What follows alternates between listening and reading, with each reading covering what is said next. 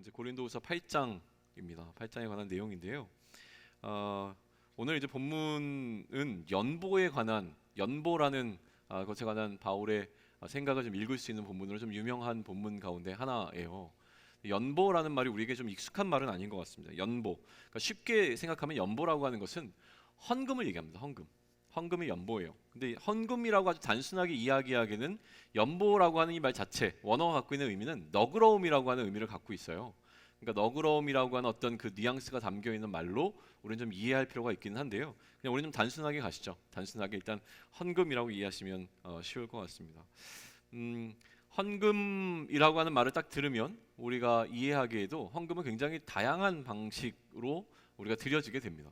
그러니까 헌금이 딱 뭐 주일 헌금 혹은 감사 헌금 또 어떤 게 있을까요? 11조 혹은 선교 헌금, 건축 헌금과 같이 여러 가지 목적을 위하여서 내게 되는 것이 헌금인 것이죠. 로마서 15장 20절, 26절, 15장 26절에 좀 살펴보시게 되면 제가 그 주보에도 적어 놓았을 텐데요. 이렇게 기록되어져 있어요. 이는 마게도냐와 아가야 사람들이 예루살렘 성도 중 가난한 자들을 위하여 기쁘게 얼마를 연보하였음이라라고 되어 있습니다. 오늘 이제 이야기하는 요 배경과 연결지게 되는데요. 실제로 어떤 사람들이 연보를 했는데 이 연보한 목적이 뭐라고 기록되어 있습니까? 예루살렘에 있는 가난한 자들을 위하여 얼마를 연보했다라고 되어 있습니다. 그러니까 연보, 지금 우리가 얘기하고 있는 연보는요, 예루살렘에 살고 있었던 어떤 가난한 성도들을 위해서 드려진 헌금이라고 생각하시면 좋을 것 같아요. 약간의 배경 설명이 필요합니다. 예수님께 직접 사사를 받았던 12명의 제자가 있었죠. 12명의 제자 가운데 한 사람이 실패하고 스스로 목숨을 끊은 일이 있었습니다. 그리고 이제 한 사람이 더 채워져서 결국에 12명의 사도가 예수님의 제자로서의 어떤 그 사역을 시작을 했고 이들을 가리켜서 사도라고 불렀습니다. 그리고 제일 마지막에 사도된 자가 있었는데 그가 누구입니까? 바울이죠. 이제 바울이 사도가 되어졌는데요. 그러다 보니까 사실은 약간의 충돌이 있었습니다. 예루살렘을 기점으로 해서 활동하고 있었던, 특별히 예수님의 제자 가운데서 베드로와 야고보와 요한이라고 하는 예루살렘 교회 가운데 기둥처럼 여겨졌던 세 사람의 사도를 중심으로 하고 있는 모임이었던 예루살렘 교회와 또 바울과 바울의 동역자들이라고 하는 어떤 그룹의 사람들과 약간 미묘한 갈등 관계가 있었던 것 같아요. 그리고 많은 이야기들이 오고 갔던 것 같습니다. 특별히 이제 바울을 향하여서 사람들은 계속 물었던 것 같아요. 너는 어떤 근거로 사도로서의 일을 하고 있냐? 너는 예수님의 제자도 아니지 않았냐? 뭐 이런 이야기를 계속했던 것 같고요. 또 바울이 하고 있는 어떤 전하고 있는 복음에 대해서 의심하는 얘기도 있었던 것 같습니다. 그는 사실은 원래는 어떤 사람이었습니까? 예수를 그리스도로 인정하는 자들을 잡아다가 가두는 역할을 했던 사람이었잖아요. 그러니까 그가 회심해서 그리스도의 사람이 되었다는 것 자체가 믿기가 굉장히 어려웠던 거예요. 그러다 보니까 어떤 일이 있었냐면 예루살렘에 있었던 사도들이 바울을 불렀습니다. 바울, 당신 좀 예루살렘으로 와야 될 것 같습니다. 와서 당신이 이야기하고 전하고 있는 복음에 관하여 우리와 함께 얘기를 나눠야 될 것 같습니다. 그리고 당신이 전하는 복음이 진짜인지 가짜인지에 관해서 우리가 좀 검증할 필요가 있을 것 같습니다 라는 이야기를 했고, 결국 바울은 예루살렘을 방문하게 됩니다. 예루살렘을 방문해서 굉장히 자존심이 상했을 거예요. 이 이야기가 기록된 게 어디냐면 사도행전과 특별히 갈라디아서에서 그걸 많이 전하고 있는데요. 유쾌하진 않았을 것 같습니다. 자기는 분명히 그리스도께 받은 복음을 전했는데 그리스도의 제자라고 또 소위 얘기하면 예루살렘의 기둥이라고 여겨지는 어떤 사람들이 바울을 불러서 우리가 너의 그 신앙과 너의 복음을 검증하겠다고 얘기했을 때 바울은 굉장히 자존심이 센 사람이었을 텐데도 불구하고 그의 복음을 위하여서, 그가 전하는 복음이 진짜라고 하는 사실을 위하여서 기꺼이 예루살렘을 방문하게 됩니다. 그리고 이제 얘기를 나눴던 거예요. 거기서 있는 사도들과 복음에 관한 얘기를 했겠죠. 그리고 난 다음에 서로가 다른 복음을 전하고 있는 것이 아니라 우리가 같은 복음을 전하고 있다는 것에 대해서 서로 인정을 하게 되어집니다. 인정하고 화해하는 악수를 서로 나눠요. 우리는 서로 복음을 위하여서 같은 동역자가 된 것이 맞습니다. 그리고 난 다음에 이 두 그룹 가운데 하나의 협약을 맺습니다. 이 협약을 가리켜서 뭐라고 일컫냐면 이제 선교 협약이라고 볼 수 있는데요. 이런 거예요. 서로 간에 우리는 같은 복음을 전하지만 복음을 전하는 대상의 차이가 있습니다 라고 하는 것을 서로 이제 구분하게 된 거죠. 예루살렘을 중심으로 하고 있는 사도들은 유대인들을 향하여서 예수님께서 그리스도라고 하는 사실을 전하는 것에 집중하기로 하고, 바울과 그의 동역자들은 누구에게로? 헬라인이라고 하는 이방인들을 향하여서 그의 복음을 들고 계속 전할 것을 서로 간에 협약을 맺는 일이 있었습니다. 그리고 난 다음에 그리고 난 다음에가 아니라 이런 이제 선교의 협약을 맺는 과정 속에서 우리도 이번에 이제 선교팀이 출발하지 않습니까? 라오스 팀과 캄보디아 팀 그리고 태국 라오스 팀이 출발하는데 이 중에서 태국 라오스 팀이 사실은 하는 역할이 그거예요. 우리 선교의 헤드쿼터라고 불리는 우리 교회 선교를 담당하고 있는 몇 사람들이 그 지역에 있는 선교사님들을 방문해서 어떠한 우리가 같은 복음을 가지고 지금 그리스도를 위해서 사역하고 있는 건지에 관한 이야기를 나누고 우리가 같은 복음의 중심에 서 있는 것만 확실하다면 이제는 어떻게 협력할 것인가, 각자의 자리에서 우리는 어떠한 선교를 할 것인가를 나누는 자리가 어떤 그런 자리가 될 텐데, 이런 선교 협약이 이루어졌던 것이 예루살렘에서 바울과 사도들이 가졌던 자리였다고 한 거예요. 갈라디아서 2장 9절과 10절이 이걸 요약해서 설명하는데 그걸 제가 대신 읽어드릴게요. 갈라디아서 2장 9절과 10절은 이렇게 기록하고 있습니다. 또 기둥같이 여기는 야고보와 게바와, 이 게바가 베드로를 얘기해요.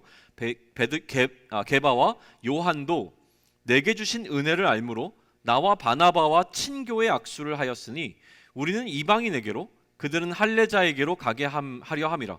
다만 우리에게 가난한 자들을 기억하도록 부탁하였으니 이것은 나도 본래부터 힘써 행하여 왔노라. 자, 무슨 얘기냐면 아까 얘기했던 것처럼 서로 우리는 다른 복음을 전하는 것이 아니라고 하는 것을 서로 인정했고, 그 다음에 화해의 약수를 나눴고, 그 다음에 각자 담당하는 선교 지역, 감당하는 어떤 그 전도의 지역을 구분해서 사역을 하기로 결정을 했습니다. 그런데 예루살렘에 있었던 사도들이 바울에게 한 가지 부탁한 게 있었어요. 그것은 무엇이냐면 당신과 바나바를 비롯한 사역자들이 헬라인들을 위하여서 혹은 할례 받지 않은 자들 혹은 이방인들을 위하여서 사역하는 것은 괜찮습니다. 근데 한 가지만 꼭 기억해 주십시오. 사역을 하는 동안 이 예루살렘에 있는 가난한 자들을 위한 그 마음은 꼭 기억했으면 좋겠습니다 라고 부탁을 했고, 이 부탁을 바울이 흔쾌히 받은 겁니다. 그래서 바울이 뭐라고 했냐면 원래부터 그 일은 내가 해왔던 일이기 때문에 앞으로도 여전히 내가 그 일을 할 것입니다 라고 했고, 그 이후에 바울은 여러 소아시아 지역을 비롯해서 유럽 혹은 또 지금 마게도니아 지방을 비롯한 여러 지역을 다니면서 그가 뭘 했냐면 그 지역을 방문할 때마다 거기서 교회를 세우고 그 교회들이 부탁한 게 있었어요. 예루살렘에 있는 가난한 성도들을 위해서 우리가 자신이 갖고 있는 재산의 일부를 항상 모아뒀다가 나중에 그거를 연보로 주면 좋겠다라는 부탁을 합니다.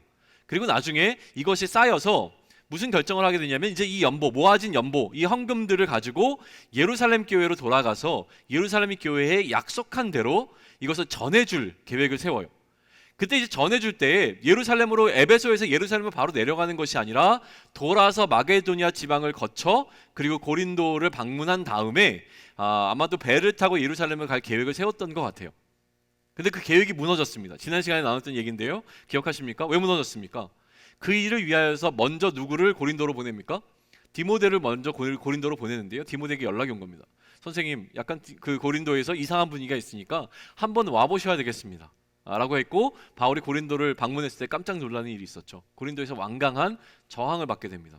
그러니 어쩔 수 없이 다시 에베소로 돌아와서 에베소에서 눈물로 바울이 편지를 쓴 것이 이 고린도 전서와 고린도 후서 중간에 놓여있는 눈물의 서신이라고 하는 서신이에요.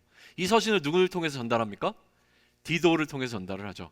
디도를 통해서 전달한 이후에 바울은 계속 이 자신이 정말로 아주 강한 어조로 눈물을 흘리면서 썼던 편지를 받고 고린도 교회 교인들이 어떻게 반응했을지가 너무나 궁금했습니다. 그래서 디도에게 적절한 시점이 되면 드로아라고 하는 지방에서 우리 만나기로 하자라고 하고 드로아 지방으로 갔다가 거기서 어느 때가 지나도 오지 않으면 시간이 지나게 되면 마게도냐 지방으로 와라 라고 약속을 했기 때문에 드로아에서 디도를 못 만나자 어디로 갑니까? 마게도냐 지방으로 떠난 거예요. 그리고 드디어 마게도냐 지방에서 누구를 만납니까? 디도를 만나게 되어지죠. 그리고 디도를 만나고 난 다음에 바울이 들은 소식은 무엇입니까? 굉장히 기쁜 소식이었어요. 긍정적인 소식을 받은 겁니다. 디도를 통해서 그가 정말로 걱정하며 때로는 보내고 난 다음에 후회했던 그 편지를 받아본 고린도 교회 안에 어떤 일이 일어났습니까? 잠시의 시간이 지나고 난 다음에 그들 가운데 회개함이 일어난 거예요. 다시 그들이 바울을 향한 마음들을 회복해내기 시작했습니다. 분위기가 좋아졌습니다. 분위기가 좋아지고 나니까 오늘 드디어 바울이 눈치를 살짝 보는 것 같긴 하지만 그런데 담대함을 가지고 이들을 향해서 무슨 편지를 쓰고 있는데 이 편지 가운데 나오는 내용이 이 연보에 관한 내용이에요. 조금 적극적으로 이제 돈 얘기를 꺼내는 것처럼 보인다고 하는 거예요. 돈 이야기를 할 수 있다고 하는 것은 그들의 관계가 회복되었음을 근거로 할 수 있습니다. 우리는 쉽게 생각해 볼 수 있어요. 여러분들 어렸을 때 부모님께 돈을 받아보신 기억이 있습니까? 돈 좀 달라고 할 때 우리 흔히 이런 얘기 하잖아요. 분위기 좋을 때 봐서 얘기를 해야 되는 것들이 있잖아요. 분위기 안 좋은데 얘기 꺼냈다가 꽝 되는 경우가 얼마나 많습니까? 그러니까 눈치를 보다가 분위기가 좋아지면 꺼내야 되는 이야기 가운데 하나가 사실은 돈 이야기예요. 더군다나 여기에 무슨 일이 있었냐면 지난 시간을 우리 기억하십니까? 바울을 대적하는 사람들이 바울을 어떻게 공격했냐면 바울은 뭔가 속이는 사람인 것 같다. 돈을 걷어가지고 자신의 유익을 위해서 쓰는 것이 분명하다라는 식으로 바울을 공격했던 게 좀 확실해 보여요. 그러니까 바울이 자신을 변명할 때 나는 한 번도 다른 사람을 속인 일이 없습니다라고 자신에 관해서 강력하게 이야기하잖아요. 그러니까 그런 거예요. 이런 오해가 있었다면 바울은 또다시 고린도 교회를 향하여서 예루살렘을 위해서 여러분들이 조금 더 헌금을 할 필요가 있습니다라는 얘기를 하기가 굉장히 어려웠을 거란 말이죠. 그런데 오늘 그 이야기를 꺼낸다는 것은 어디에 근거하고 있습니까? 디도가 갖고 온 편지를 통해서 고린도 교회 사람들의 마음이 바울을 향해서 좁아진 것이 아니라 많이 열려 있음을 깨달았기 때문에 이 이야기를 지금 꺼내고 있다고 하는 거예요. 우리는 오늘 이야기의 핵심이 여기서 있음을 좀 정리하고 넘어갑니다. 고린도 교회 교인들에게 예루살렘의 가난한 성도들을 위한 헌금에 동참하라는 이 권면을 주고 있는 게 오늘 우리가 살펴보고자 하는 본문의 기본적인 내용이에요. 쉽게 말하면 기부죠. 기부. 우리는 사실은 기부의 계절에 서 있습니다. 이 겨울이 오게 되면요, 기부에 관한 것을 우리는 많이 고민할 수밖에 없는 계절인 것 같아요. 지난주였죠. 이게 시간은 세월이 너무 빨리 가니까 이게 지난주였는지 자꾸 왔다 갔다 하네요. 지난주로 기억합니다. 1차원에서 그 따프 프로젝트, 따뜻한 프로젝트 진행했는데 다들 잘 하셨나요? 곳곳에 있는 좀 마음을 표할 사람들에게 잘 전하셨는지 모르겠습니다. 아무튼 이것도 하나의 방식일 거고 지금 빌더스라고 하는 우리 새로운 그 모임 가운데서 추구하고 있는 것도 이 따뜻함을 전하는 겁니다. 이 겨울에 어떻게 우리가 따뜻함을 작은 아이디어를 통해서 큰 따뜻함을 전할 수 있을까에 대해서 고민하고 있고요. 교회적으로도 이제 행복 나는 박스 같은 것들이 그런 따뜻함을 전하는 것들 아니겠습니까? 또 뭐가 있을까요? 구세군 있는데요. 여러분들 가능하면 좀 구세군에 동참할 수 있으면 좋을 것 같아요. 아무래도 청년들이 조금 더 추위에 잘 견딜 수 있을까요? 아닌가요?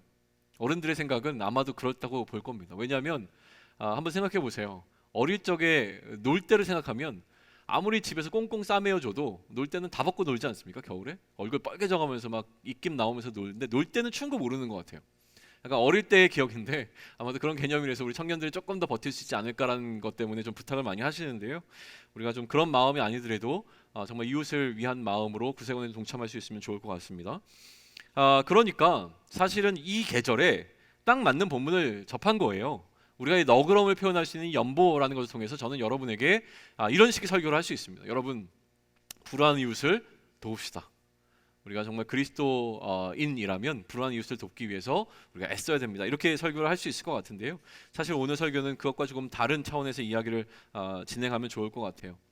야고보서를 우리가 살펴보고 고린도후서로 넘어왔는데 야고보서부터 계속 마음을 주시는 것은 무엇이냐면 공동체에 관한 부분입니다. 자꾸 공동체에 관해서 마음을 주시기에 이 부분을 좀 우리가 나누면 좋을 것 같다는 생각이 들어요. 지난 시간에 우리가 살펴봤던 것은 무엇이었습니까? 어떠한 공동체에 관한 이야기를 했는지 기억나세요? 우리는 어떤 공동체라고요?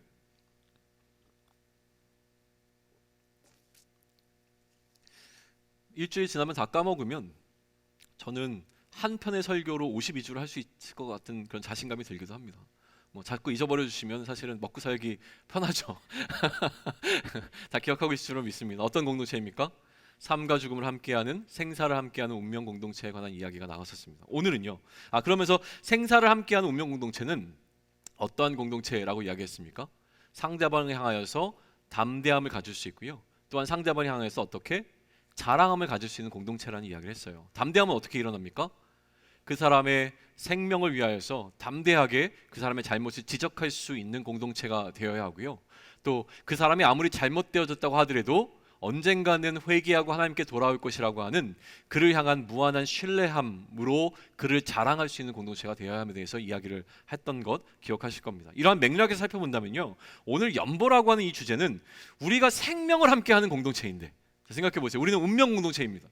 삶과 죽음을 함께하는 공동체인데, 생명을 함께 나눌 수 있는 공동체인데, 그러면 다른 것은 얼마나 나눌 수 있니? 라는 질문처럼 들린다는 거예요. 생명을 나눌 수 있습니다. 그런데 생명을 나눌 수 있다면 그 다음에 나머지는요? 나머지는 생명을 나눌 수 있지만 이것은 못 나눕니다. 이게 논리적으로 가능하겠냐는 질문이 좀 들어오고 있다는 생각이 드는 거예요. 표면적으로는 내 소유를 어느 정도까지 생사를 함께하는 이 공동체와 나눌 수 있겠는가를 묻고 있는 것처럼 보여집니다. 그런데 이면적으로는요, 이 속에 우리의 마음에 관한 문제를 지적하고 있습니다. 다시 얘기합니다. 무슨 얘기입니까? 돈의 문제가 아니라요, 우리의 마음을 얼마나 우리가 생명을 함께하는 이 공동체와 나눌 수 있겠는가를 묻고 있는 질문처럼 드려진다라고 하는 겁니다. 물질, 내 마음이 물질을 통해서 외면으로 나오는 것을 자주 경험하게 되어지죠. 그럼에도 불구하고요, 우리가 사실은 뭐 밥을 사줬다고 해서 그 사람의 마음에 감동하는 게 아니지 않습니까? 아니죠. 밥을 사줬다고 해서 밥에 약간 헷갈리는데, 선물을 받았습니다. 이 선물에 감동하는 것이 아니라 사실 그 선물에 담겨있는 마음에 감동하는 거죠. 그거네요. 밥을 사줬다고 해서 그 밥에 감동하는 것이 아니라 밥을 사준 마음에 감동하는 거 아니겠습니까? 때론 선물에 감동하기도 합니다. 그죠? 너무 비싼 선물을 받았을 때 더 마음이 담겨있는 것 같은 그런 착각이 들지 않습니까? 그러다 어느 순간 깨어나죠. 거기에 연연하고 있는 나의 모습을 바라보면서 내 모습이 쓰레기처럼 느껴져서 씁쓸함이 들 때, 그때가 바로 은혜입니다. 은혜를 경험하는 때가 그때라고 하는 것이죠. 비싼 선물을 받았을 때 그 선물의 비싼 값 때문에 마음을 느끼는 것이 아니라 선물 자체, 어떠한 선물이라도 혹은 때로는 선물이 없더라도 따뜻한 말 한마디에 그 마음을 느낄 수 있을 때 우리가 참 은혜라고 하는 것을 좀 느낄 수 있으면 좋을 것 같습니다. 아무튼 우리의 논의는요, 우리가 얼마나 많은 물질을 우리 이웃들과 나눌 수 있는가라고 하는 것이 아니라요, 우리의 마음을 도대체 어떻게 서로 나눌 수 있겠는가라고 하는 것이 오늘 본문 연보라고 하는 이 주제가 우리에게 주고 있는 도전이라고 합니다. 이 연보에 관해서 이야기하는 바울의 목소리에서 우리가 이것을 캐치해낼 수 있으면 좋겠습니다. 연보의 개념을 조금 더 확대해 나가겠습니다. 그러므로 연보는 돈을 내는 행위가 아니라 무엇을 내는 행위겠습니까? 우리의 마음을 주는 행위인 것입니다. 남을 돕는다는 것은 남에게 나의 마음을 전하는 것이라고 우리는 정의 내릴 수 있을 것 같습니다. 그러니까요, 우리가 남을 돕지 못하는 이유는 두 가지로 정리해 볼 수 있습니다. 첫 번째는 무엇이겠습니까? 동기부여가 되지 않아서입니다. 마음이 동하지 않아서입니다. 왜 도와야 하는 거지? 오늘 이제 2부와 3부 때는 캄보디아 꼰뜨럭 유치원을 돕기 위한 자선 바자회가 캘리그라피 동호회에서 있었습니다. 뭐 다 팔렸다고 얘기 들었어요. 너무 감사한데요. 그런데 그것을 살 때요, 이거예요. 목적은 뭡니까? 캄보디아에 있는 그 유치원생들을 돕기 위한 바자회잖아요. 그러니까 사실은 물건이 중요하지 않습니다. 그 아이들을 도울 마음만 있으면 그 물건이 아무리 허접해도 살 수 있어요. 그런데 도울 마음이 없으면 물건이 먼저 보입니다. 이 물건이 그만한 값어치가 있는가를 따져보고 사게 되는 것이 마음이 있고 없고의 차이라는 거예요. 그렇다고 이제 물건 말 실수하면 안 되는데 아무튼 그렇습니다. 그러니까 우리가 살펴봐야 될 것은 무엇이냐면 도울 마음만 있으면 물건이 안 보이지만 도울 마음이 없으면 그 물건과 그 물건의 값어치를 따져보게 된다는 것을 통해서 우리는 좀 이해해 볼 수 있을 것 같아요. 남을 돕지 못하는 두 번째 이유는 무엇입니까? 내 형편이 어려우면 그렇습니다. 사실은 지금 내 상황이 너무나 어려워서요, 할 수 없는 경우가 많습니다. 이 두 가지 이유가 일반적으로 우리가 다른 사람을 돕지 못하는 이유 가운데 큰 이유들일 겁니다. 이 일반적이라고 하는 것이 상식적입니다. 그러니까 이런 상황 가운데 놓여 있을 때 돕지 못하는 것을 향해서 우리가 손가락질할 이유가 없어요. 그런데 이러한 일반적이고 상식적인 상황 가운데서도 그 어려운 일을 우리는 너무나 일반적이고 상식적이라서 할 수 없다고 규정지어진 그 어려운 일을 우리는 어렵기 때문에 하지 못한다고 결론 지은 그 어려운 일을 해내는 사람들이 있다는 게 도전입니다. 그렇지 않을까요? 바울은 지금 그 이야기를 하고 있어요. 비상식적인 교회들에 관한 이야기를 합니다.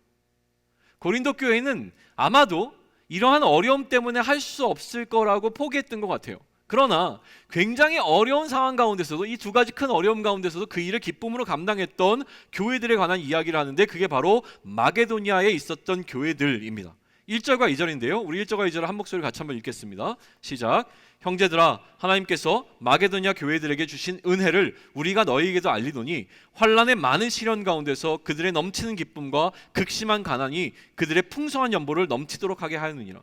마게도냐 교회의 상태는요, 세 가지 단어로 집중됩니다. 첫 번째는 환난 가운데 있었습니다. 두 번째는 많은 시련이 있었습니다. 세 번째는 무엇입니까? 극심한 가난 가운데 있었습니다. 이게 마게도냐 교회들이 갖고 있었던 현실이라고 하는 거예요. 그런 현실, 우리의 현실보다 훨씬 더 어려워 보이지 않습니까? 환난과 많은 시련과 극심한 가난이 있었던 상황. 이 상태에서는 도저히 무엇이 불가능합니까? 연보라고 하는 후원이 불가능한 상황 가운데 놓여 있었던 것이 마게도냐 교회들의 상황이었다고 하는 거예요. 우리라면 이렇게 얘기하겠죠. 좀 도와주세요라는 어떤 교회 요청이 있었습니다. 그때 우리는 뭐라고 얘기했습니까? 미안합니다. 우리 교회도 지금 사정이 좀 좋지가 않아서요. 우리 지금 재정이 바닥이네요. 우리 지금 상황이요, 너무 어려워요. 마음들이 지금 너무 불편합니다. 이런 이야기가 쉽게 나올 거예요. 그런데 마게도냐 교회의 행함의 비상함은 일상적이지 않으면 무엇이냐면, 그러한 상황 가운데서도 이것을 했는데 두 가지가 눈에 들어옵니다. 첫 번째는 무엇입니까? 이 일을 그 어려운 상황 가운데서 기쁨으로 했다는 것이 첫 번째입니다. 두 번째는요, 그 일을 기쁨으로 감당하되 어떻게 했습니까? 풍성함으로 했다는 것이 비상함이라고 하는 거예요. 이러한 비상함이 우리에게도 있기를 소망합니다. 그리고 저에게도 있기를 소망해 봅니다. 그런데 마게도냐 교회의 행함의 수준을 바라보면요, 더 놀랍습니다. 이들은요, 적당히 행한 것이 아니라 힘에 지나도록 했다고 이야기하는데, 그것이 3절입니다. 우리 3절 같이 읽을까요? 자, 시작. 내가 증언하노니 그들이 힘대로 할 뿐 아니라 힘에 지나도록 자원하여. 자원했다는 게 중요하죠. 자원한 것은 무엇입니까? 스스로 했다는 거예요. 자원할 사람 제가 하겠습니다, 이거잖아요. 그죠? 그러니까 무슨 얘기냐면, 끌려가면서 한 것이 아니라 동기부여가 되어 있음을 이야기하는 거예요. 동기부여가 되어 있어도 우리는 힘대로 하는 것이 일반적입니다. 내가 할 수 있는 만큼만 하겠다라고 하는 것이 어쩌면 자원하는 자의 기본적인 마음일 거예요. 그런데 지금 여기서는 무엇이라고 얘기합니까? 힘에 지나도록 했대요. 힘에 지나도록. 힘에 지나도록 했다는 것은 무엇을 얘기해요? 이게 바로 우리가 지난번에 얘기했던 치열함이라고 하는 거예요. 치열하게 살아간다고 하는 것은 내가 힘 닿는 데까지 하는 것이 아니라 내 힘을 지나도록 하는 것이 치열한 겁니다. 그 치열한 삶을 살아가고 있는가를 묻고 있는 거예요. 우리는 힘에 지나도록 한 일이 무엇이 있습니까? 여러분은 기억했을 때 내가 힘에 지나도록 한 것이 무엇인지 한번 생각해 볼 필요가 있는 것 같아요. 마땅히 하는 것 말고 내 힘에 지나치도록 주를 위해서 한 일이 무엇인가? 내가 주를 위하여 치열하게 해냈던 어떤 일은 무엇인가를 한번 고민해 보면 좋을 것 같습니다. 우리의 현실에 대입해 보면 이 교회들은 정말 어마어마한 교회인 것입니다. 그 환난 가운데서 그들의 힘에 지나치도록 무엇인가를 했다고 하는 것은 굉장히 놀라운 일인데, 마게도냐 교회의 태도는 더 놀랐습니다. 이들의 태도를 한번 살펴볼까요? 첫 번째 태도가 4절에 나옵니다. 우리 4절 한 목소리 읽습니다. 시작. 이 은혜와 성도 섬기는 일에 참여함에 대하여 우리에게 간절히 구하니. 간절히 구했대요. 간절히. 이들은요, 이거는 원어적으로 좀 설명하게 되면 이것에 동참하는 것을 특권으로 여겼다는 거예요. 특권으로. 와, 난 거기 좀 참여했으면 좋겠는데, 이게 특권으로 여겼다는 거예요. 우리 좀 참여하게 해주세요. 언제 우리가 주를 위하는 일이라고 했을 때 여기에 저요, 제가 하겠습니다, 저 좀 참여시켜주세요, 제발 저 좀 참여시켜주세요 라고 얘기했던 적이 얼마나 많았을까요? 웬만하면 빠지려고 뭐 하자 얘기하면 웬만하면 나는 좀 안 했으면 좋겠는데, 난 지금 하는 거 많은데 인데, 뭔가 일이 주를 위한 일이라고 하는 게 떨어졌을 때 내가 할게요, 제발 그 특권에 나 좀 동참시켜주세요 라고 했던 일이 우리는 얼마나 많았는가를 좀 생각해 보면 좋을 것 같습니다. 제발 저 좀 써주세요로 간절하게 구한 적이 있었는지 생각해 보면 참 부끄럽죠. 저도 사실은 뭐 지금은 뭔가를 하는 것처럼 이렇게 나와 있긴 하지만 이 목사 안 되려고 얼마나 안간 힘을 썼는지 정말 이루 말할 수가 없습니다. 부끄럽죠. 그런데 마게도냐 교회들은 뭐라고 얘기했다는 거예요?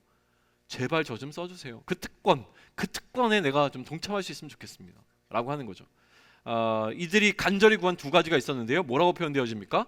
이 은혜와 성도 섬기는 일, 사람이 아니에요. 이 은혜와 성도 섬기는 일에 참여함에 관해서. 성도 섬기는 일은 설명할 필요가 없겠죠. 성도 섬기는 일이 무엇인지 알지 않습니까? 그 일에 동참하는 것, 그리고 또 한 가지 우리가 주목해 볼 것은 무엇입니까? 이 은혜라고 하는 거예요. 이 은혜. 이 은혜는 좀 더 설명이 필요한데, 여기서 얘기하는 이 은혜가 무엇이냐면 아까 얘기했던 연보예요. 연보. 여기서는 연보하는 일을 가리켜요. 다시 얘기하면 기부하고 후원하고 헌금하는 일을 은혜라고 표현하고 있다는 겁니다. 이게 놀라운 거예요. 은혜는요, 이 은혜는 이 은혜에 참여하기를 간절히 구했다는 것으로 설명되어지는데, 내가 이 은혜에 동참하고 싶습니다라고 얘기하는 것은 다시 얘기하면 무엇을 간구하는 거냐면 나에게 은사를 허락해 주세요라고 간구하는 것처럼 우리는 해석할 수 있습니다. 너무 복잡한 이야기가 있기 때문에 단순화시켜서 얘기하는 건데요, 은혜를 구하는 겁니다. 이 연보라고 하는 것을 동참할 수 있다는 것을 은혜를 구하는 것으로 이야기되고 있다는 것은 무엇이냐면, 연보하는 일에 동참할 수 있도록 나에게 하나님께서 은혜를 베풀어 주세요 라고 하는 것은 하나님 나에게 은사를 주세요 라고 하는 것인데, 이것은 이렇게 이해할 수 있어요. 달란트가 은사잖아요. 하나님 나 공부 좀 잘하게 해주세요. 또 뭐라고 얘기해요? 하나님 나 악기 좀 연주 잘하게 해주세요. 하나님 나 노래 좀 잘하게 해주세요. 또 뭐가 있죠? 하나님 나 뭐 그런 거 먹어도 살 안 찌게 해주세요. 이건 은사가 아니군요. 하여튼 그런 것들을 하나님께 요구하잖아요. 하나님 나에게 능력 주세요. 하나님께서 선물로 나에게 그걸 허락해 주세요 라고 하는 건데, 이 마게도냐 교회 교인들은 뭘 간구했다는 거예요? 하나님 나 연보 좀 잘할 수 있게 해주세요. 이거를 간구했다는 거예요. 우리 가운데 누가 나에게 달란트를 구할 때 내 달란트가 연보를 잘하는, 다시 얘기하면 다른 사람들을 잘 도울 수 있는 은사를 나에게 허락해 주세요 기도해 본 사람이 우리 가운데 많이 계시겠지만, 근데 일반적이지는 않은 것 같습니다. 그렇지 않나요? 나의 나됨을 나타낼 수 있는 것들에 관해서 많이 하나님께 간구했지, 우리가 언제 다른 사람들을 위해서 내가 어떻게 할 것인가에 대해서 기도해 본 적이 있는가라고 하는 거예요. 그러니 우리는 이제 고민해 봐야 됩니다. 우리 은사가 나를 위한 은사가 아니라요, 남을 위한 은사에 대해서 우리는 고민해 보셔야 된다는 거예요. 그렇죠? 내가 은사를 구하는 것은 이런 거예요. 하나님 나에게 치유의 은사를 주세요. 그래서 내가 좋은 닥터가 돼서 돈을 많이 벌었으면 좋겠어요가 아니라, 내가 이런 은사를 받는 이유가 무엇입니까? 아픈 사람들을 낫게 하는 일에 내가 쓰임 받았으면 좋겠습니다라는 간구를 하는 것과 마찬가지라는 것이죠. 그러니 지금 나에게 얘기하는 겁니다. 하나님 돈 잘 버는 은사가 나에게 있었으면 좋겠습니다. 왜 그래야 합니까?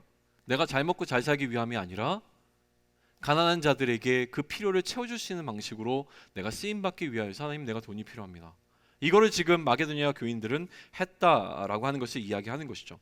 두 번째 태도가 5절에서 나옵니다. 우리 5절 할 목소리 있습니다. 시작. 우리가 바라는 것뿐 아니라 그들이 먼저 자신을 주께 드리고 또 하나님의 뜻을 따라 우리에게 주었도다. 명확해지는 것이 하나 있습니다. 무엇이 명확해집니까? 순서가 있다는 거예요. 먼저 어떻게 했습니까? 자신을 주께 드렸습니다. 우리의 모든 일의 순서는 그것이 타인을 위한 굉장히 선한 일이라고 하더라도 무엇이 먼저 되어야 됩니까? 우리 자신을 주께 드렸느냐가 그 순서상에 있어서 우선순위를 차지한다라고 하는 거예요. 바울의 관점이 여기에 담겨져 있습니다. 이걸 기억해야 되는데요, 우리의 필요보다 앞선 것이 있었습니다. 바울은 지금 필요한 것이 있어요. 필요한 것은 무엇이냐면, 자신이 예루살렘에 있는 가나안 성도들을 위해서 얼마의 금액을 모금해서 가지고 갔어야 될 필요가 있었어요. 이 필요를 채워달라라고 하는 것으로 만약에 마게도냐 교인들이 채워졌으면 이것으로 우리의 필요가 채워졌구나 하고 떠나면 되는데, 이것을 바라본 게 아니라는 거예요. 바울의 관점은 연보가 채워지느냐 채워지지 않느냐보다 훨씬 더 중요하게 봤던 것이 무엇입니까? 이들이 자신을 주께 먼저 헌신했는가를 바라봤다는 거예요. 여기에 우리의 사고의 전환이 좀 필요한 부분이 있는 겁니다. 우리의 필요보다 앞서는 것은 그들이 하나님께 자신을 드렸는가, 그리고 그 다음에 하나님의 뜻을 따라 우리의 필요를 채웠는가를 바라본 것과 마찬가지라면, 그러므로 우리가 어떤 일을 행할 때 우리가 반드시 기억해야 되는 것은, 우리의 행함보다 앞서서 우리가 결정해야 될 것은 우리 자신을 하나님께 드렸는가를 우리는 살펴봐야 하는 것입니다. 우리가 어떤 것을 행하는가가 우리가 우리 자신을 하나님께 드리는 것보다 앞서면 안 된다고 하는 것이죠. 일이 먼저가 아닙니다. 우리의 자신을 하나님께 내어드림이 먼저가 되어야 된다고 하는 것이죠. 6절부터는요, 이제 본격적으로 고린도 교회 교인들에게 바라는 바울의 권고가 시작되는데요, 우리 6절 한 목소리 같이 한번 읽을까요? 자, 시작. 그러므로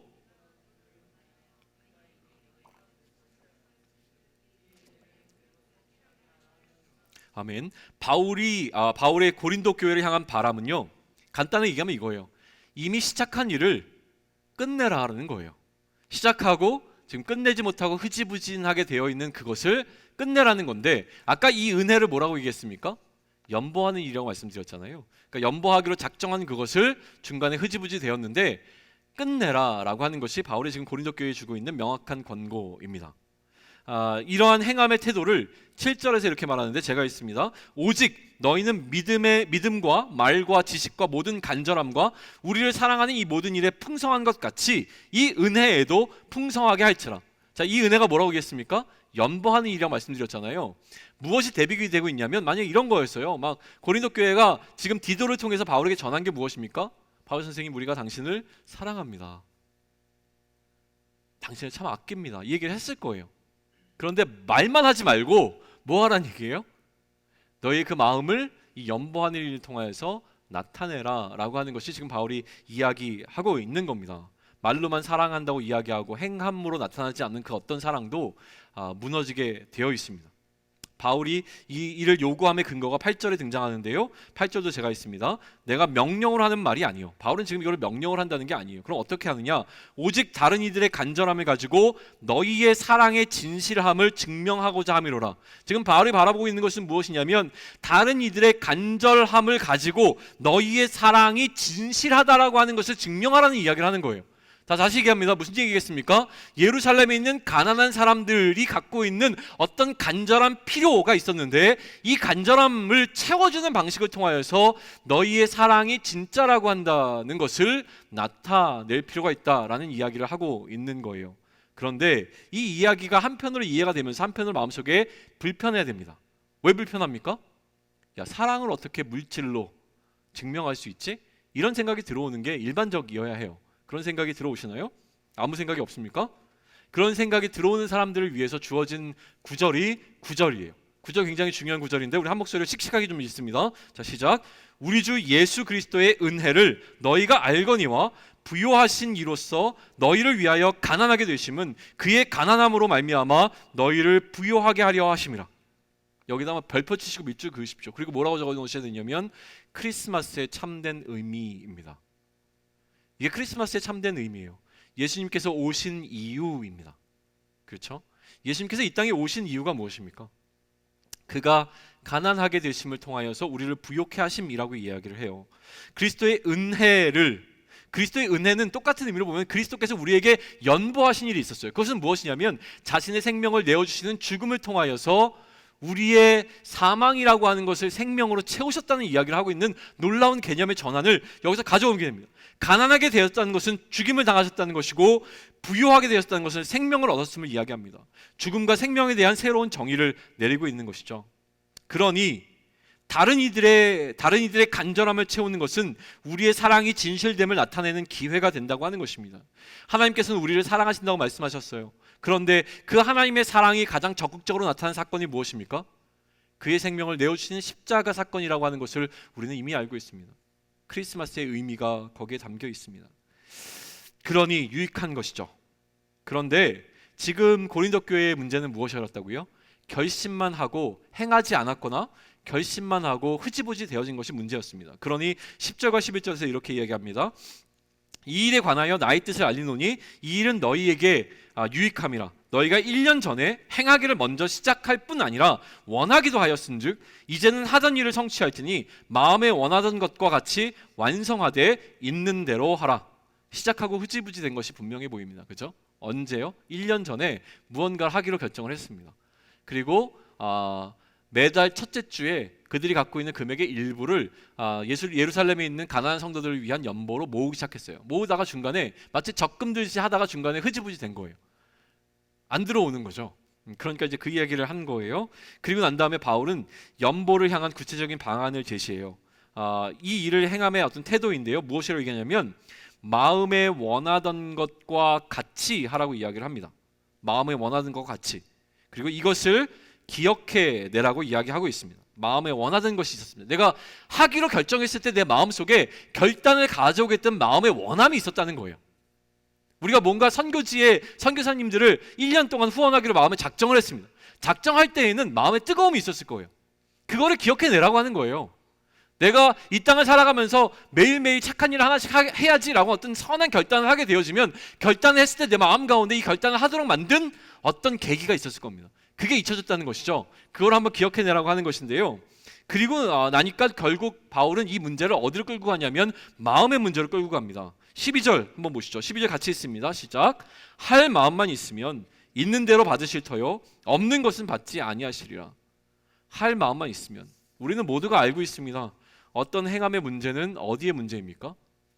상황의 문제가 아닙니다. 결국은 마음의 문제예요. 너무 바빠서요? 아니요. 마음이 없는 거죠. 또 뭐가 있죠? 요즘 아파서요? 아니요. 아파도 할 건 하죠. 그죠? 또 어떤 게 있습니까? 하여튼 모든 문제를 다 갖다 대도 사실은요 마음 문제예요. 그죠? 그런 경우가 참 큽니다. 여기에 더 추가적인 설명이 필요하겠습니까? 바울은요 가만히 보세요. 얼마를 연보하라고 이야기하지 않습니다. 월 100만 원씩 해라. 월 10만 원씩 해라. 이런 얘기 하지 않잖아요. 뭐라고 얘기합니까?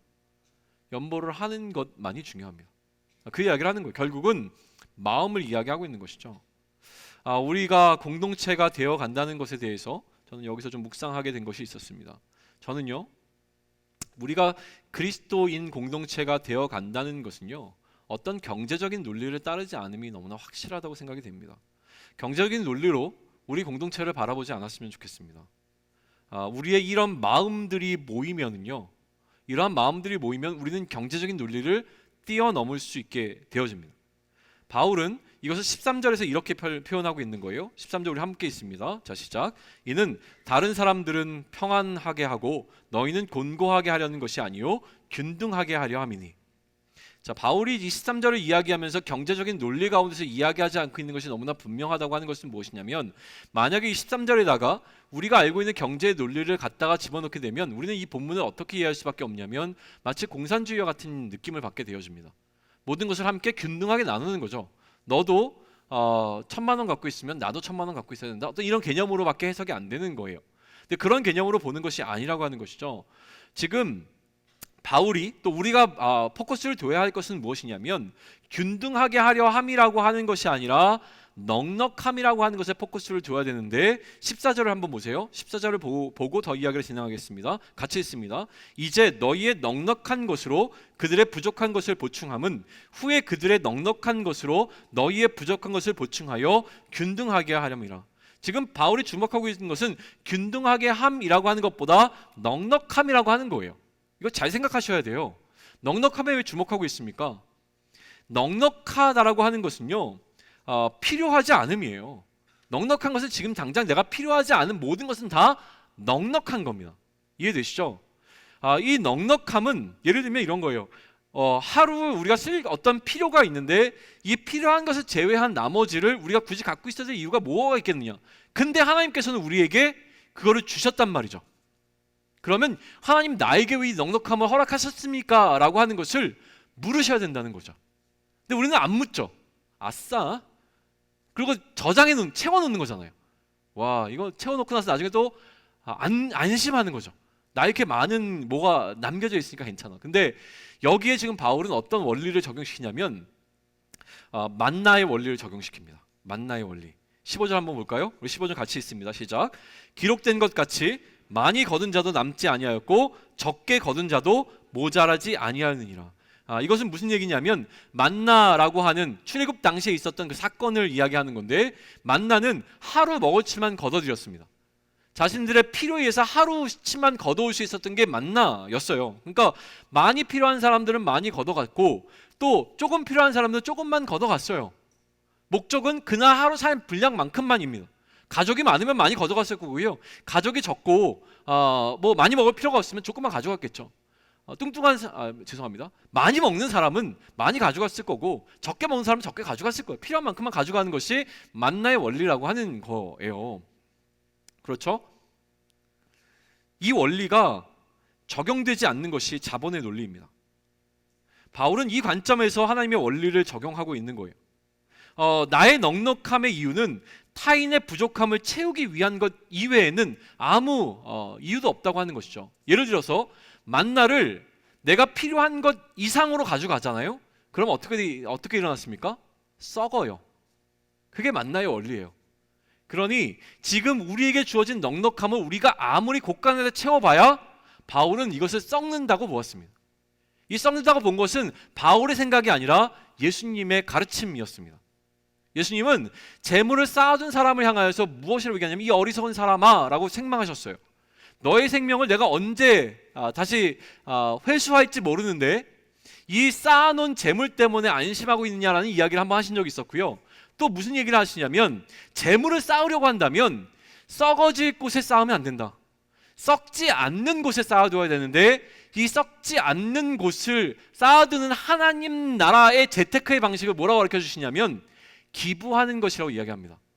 세상의 경제의 논리로는 내가 갖고 있는 물질을 다른 사람에게 나눠주는 것이 내 물질의 손해를 보는 것이지만 하나님 나라의 재테크의 원리로 바라보게 되면 다른 사람에게 나눠준 이 물질은 하나님 나라에 쌓이는 것이라고 얘기하는 것이 하나님 나라 방식의 재테크라고 하는 거예요. 그리고 그것은 결코 이것이 썩지 않는 창고라고 이야기해 주시는 것을 통해서 우리에게 이 원리를 적용하고 있는 것이죠. 그러니 바울은 똑같은 원리를 가지고 오늘 이 연보라는 개념을 우리에게 설명하고 있는 거예요. 다시 한번 이해해 보시죠. 우리에게 넉넉함이 있습니다.